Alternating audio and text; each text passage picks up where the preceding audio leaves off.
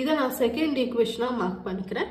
First ஈக்குவேஷனையும் second ஈக்குவேஷனையும் இந்த ஃபார்முலாவில் நான் சப்ஸ்டியூட் பண்ணுறேன். அப்போ தான் என்னால் ஏ இன்வர்ஸ் கண்டுபிடிக்க முடியும்.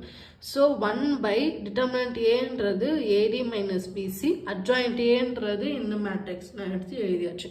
அவ்வளோதான். எக்ஸாம்பிள் 1.2 முடிஞ்சிச்சு. இப்போ example 1.4, if A is a non-singular matrix of odd order, prove that determinant of adjacent A is positive. ஏன்றது ஒரு நான் சிங்குலர் மேட்ரிக்ஸ்னு கொடுத்துட்டாங்க. அதோட ஆர்டர் ஒரு ஆட் நம்பராக தான் இருக்கும் அப்படின்னு சொல்லிட்டாங்க.